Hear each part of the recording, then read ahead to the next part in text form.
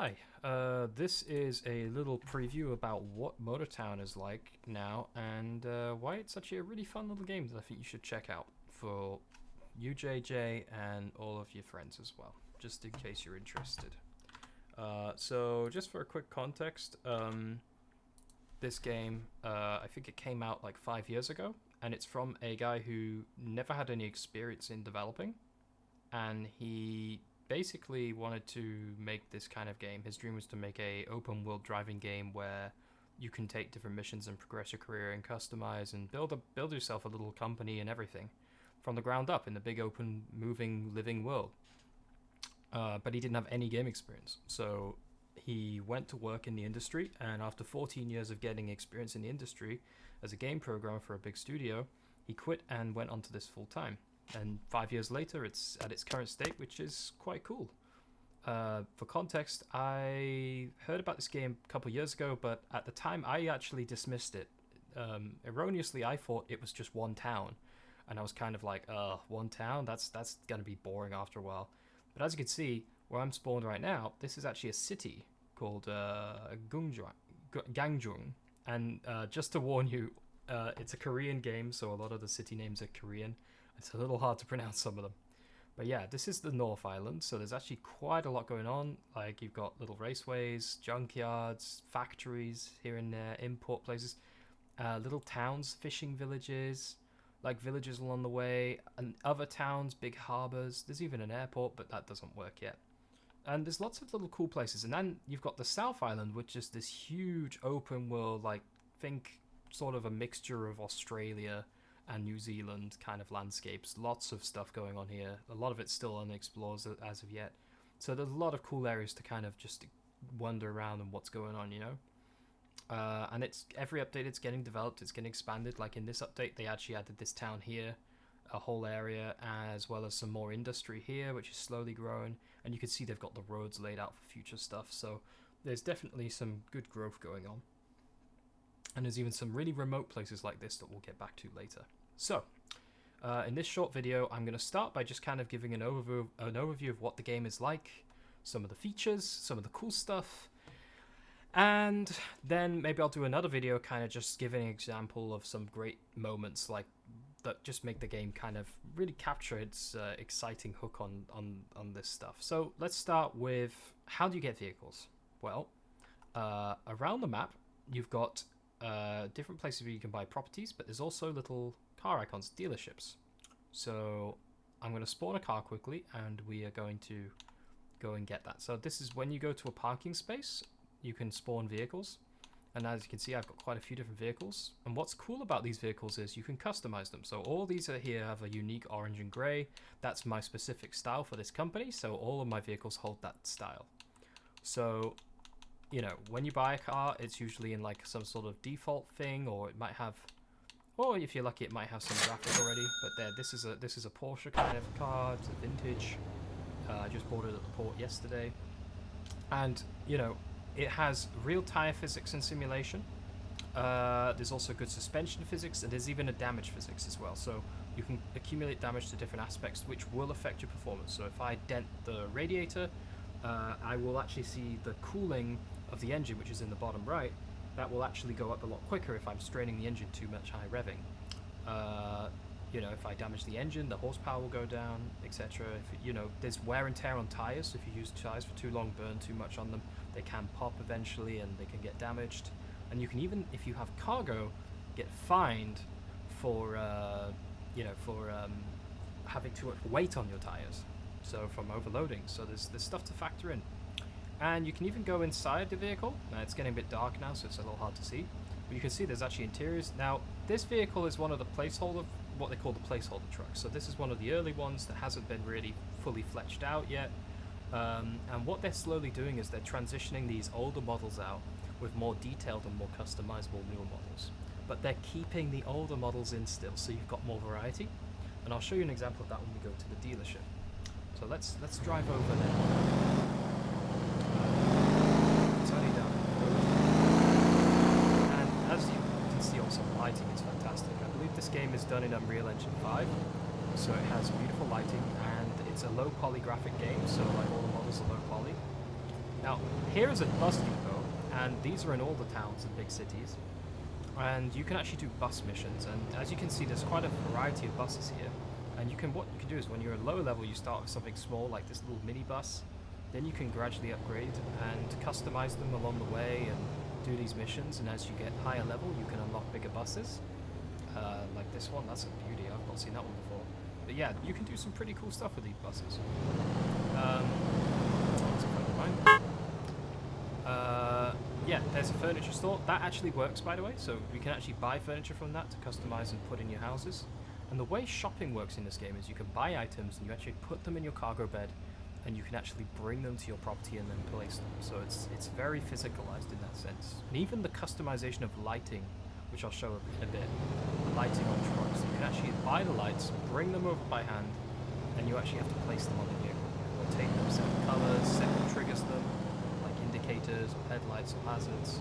It's very cool. So here we are, we're at the small. This is one of the more like, you know, lower end dealers, like not a big one, not an established one. And you can sell your vehicles here, but you can also just turn off my car, handbrake on. Oh, there we go.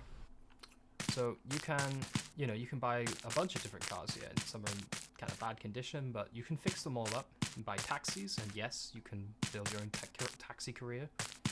And yeah, you can see there's lots here. You've got a Miata, you've got some of these vintage wagons. Look at this old, kind of looks like a Chevelle SS, doesn't it?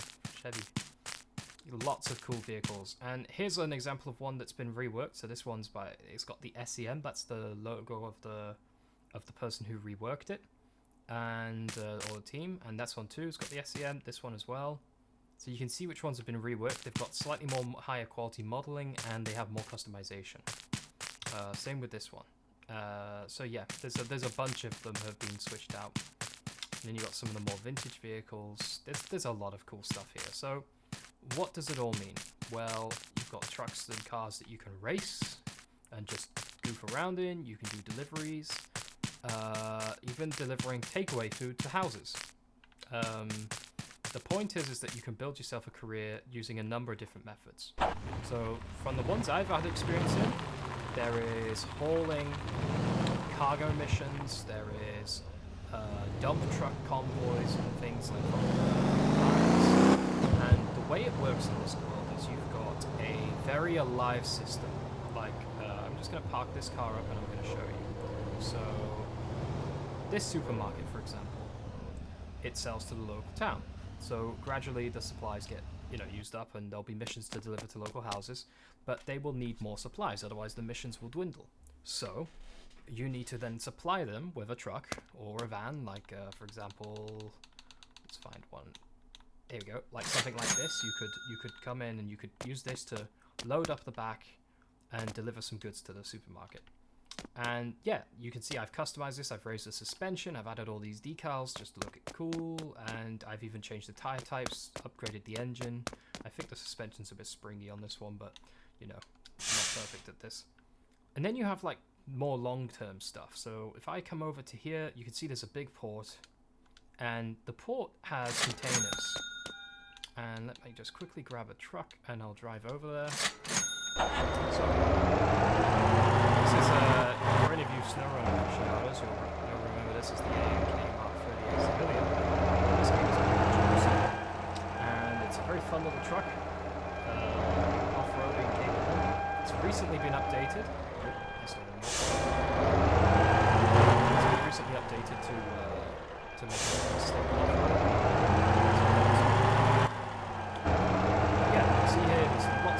That need delivering to town, and there's a specific place, like two of these cranes that you can pick up at, just down there, and you can basically pick up cargo containers, choose which destination you want to take them to, and basically drop them off there, and the containers back to be paid as well, so it's an incentive to bring stuff. And what happens is once you've got that container off, we'll pick an example now.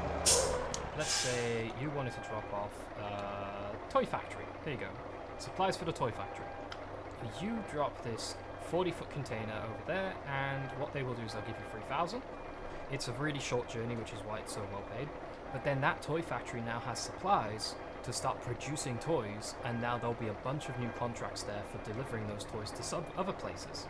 And you could even find that those other places will then have subcontracts because you've now delivered to them.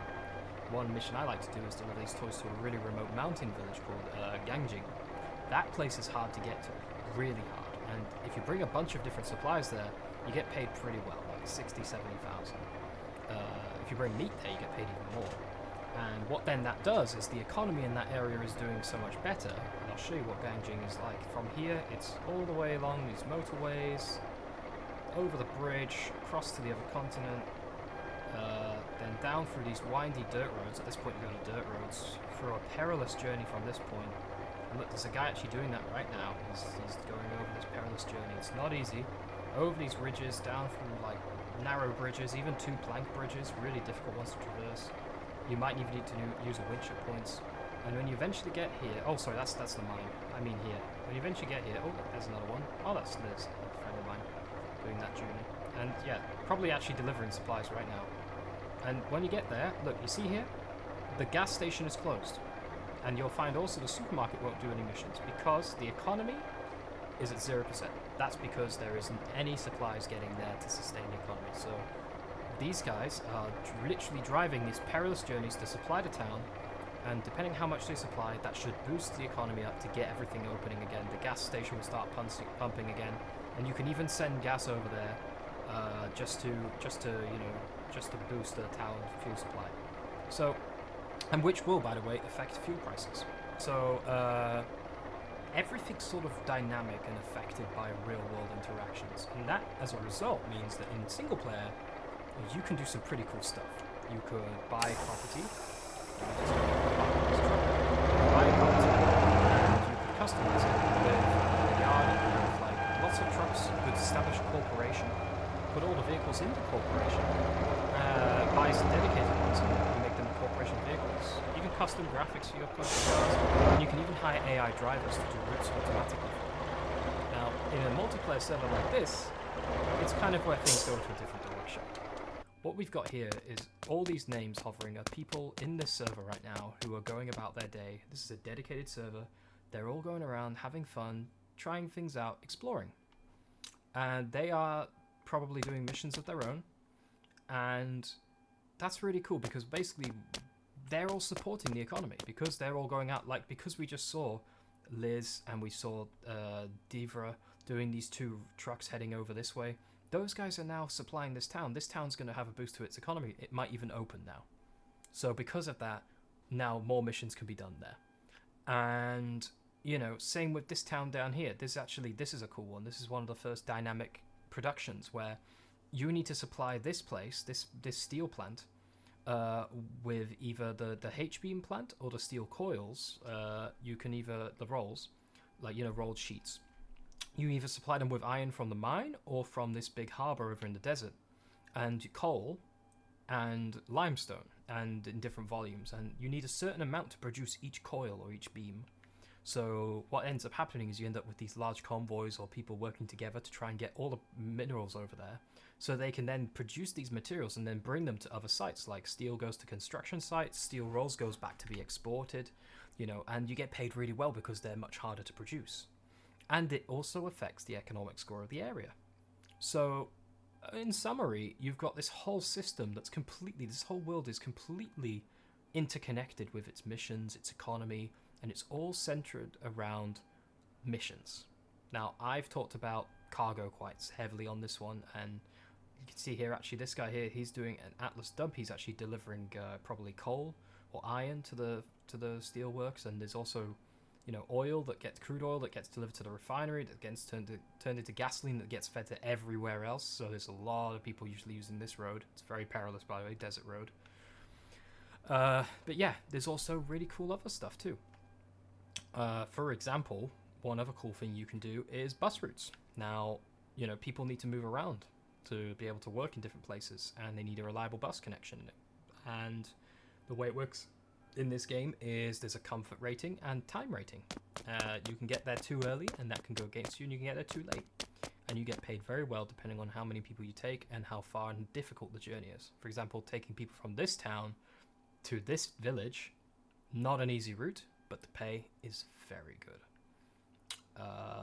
There's a lot of people regularly doing these tough ones, and it's fun. It's a real challenge. In fact, this is the most SnowRunner aspect of the game, in my opinion, this area here. And you'll find me a lot doing what this guy's doing here. Road Rage Dave.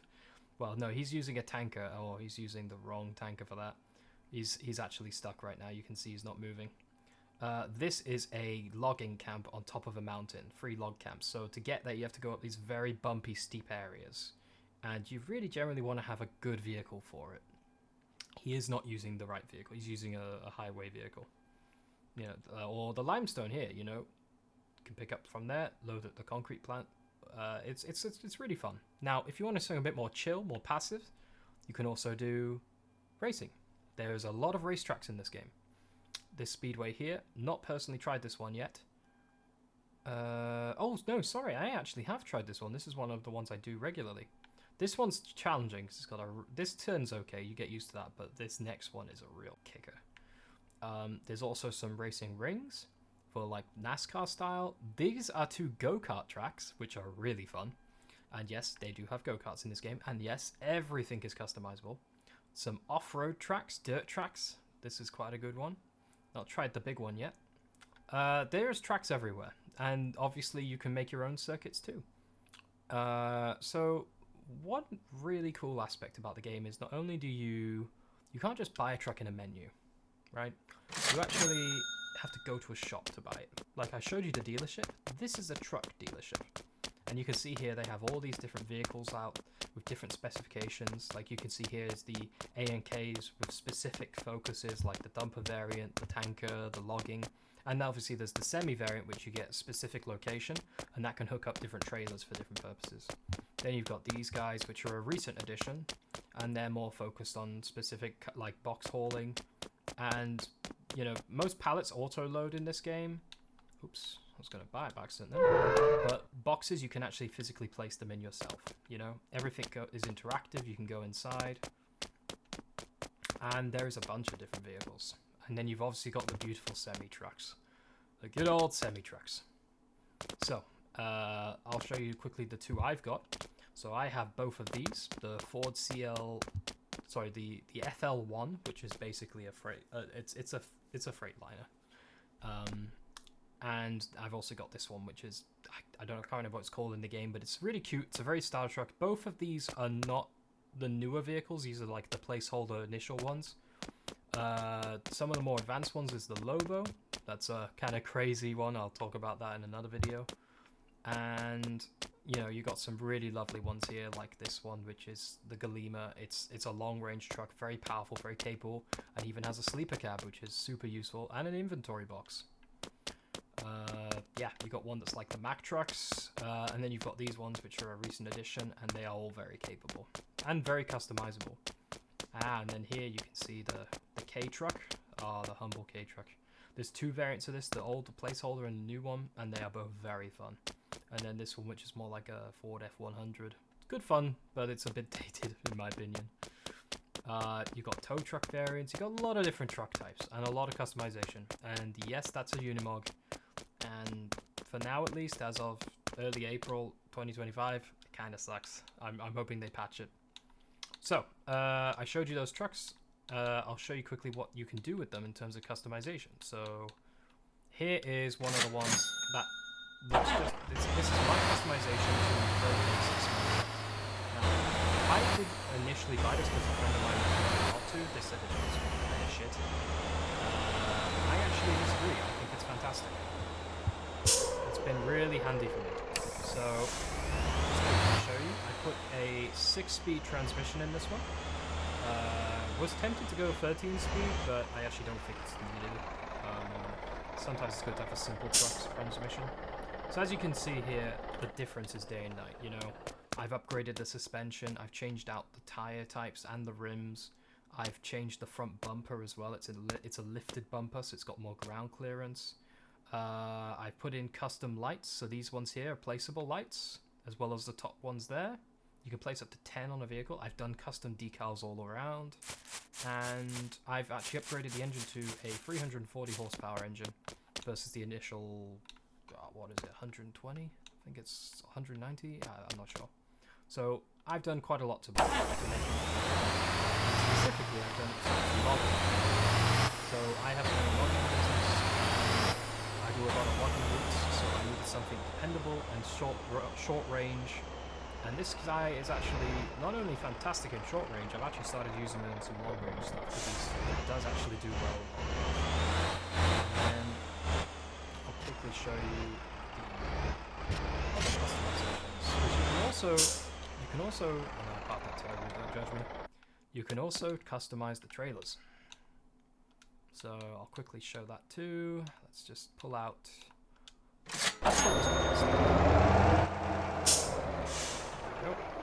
And